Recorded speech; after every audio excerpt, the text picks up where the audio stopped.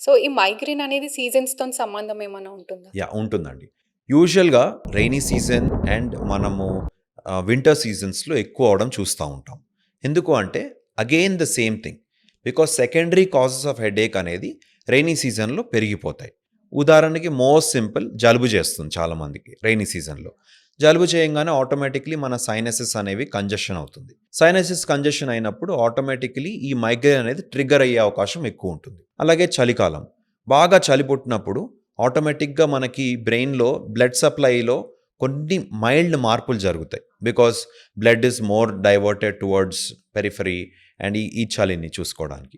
So, ఇలాంటి టైంలో కూడా మైగ్రేన్ ఎక్కువ అయ్యే అవకాశం ఉంటుంది. రైట్? మళ్ళీ సమ్మర్స్‌లో చూసుకున్నట్టయితే మీరు సమ్మర్స్‌లో బాగా డీహైడ్రేట్ అయిపోతున్నారు, లేదా బాగా ఎండకెళ్తున్నారు అన్నప్పుడు కూడా ఇలాంటి మైగ్రేన్ ప్రాబ్లమ్ ఎక్కువ అవ్వడం చూస్తా ఉంటాం. ఓకే. సో, సీజన్ పట్టి మైగ్రేన్ మైగ్రేనే కాకుండా ఈ సెకండరీ కాజెస్ కూడా మనకి వేరియేషన్ అవుతూ ఉంటుంది. సో, కొంతమందిలో మనము వింటర్స్‌లో, రెయినీ సీజన్స్‌లో ఎక్కువ అవ్వడం చూస్తా ఉంటాము. కొంతమందిలో సమ్మర్స్‌లో ఎక్కువ అవ్వడం చూస్తా ఉంటాము. So, any extreme weathers is not good for migraine patients.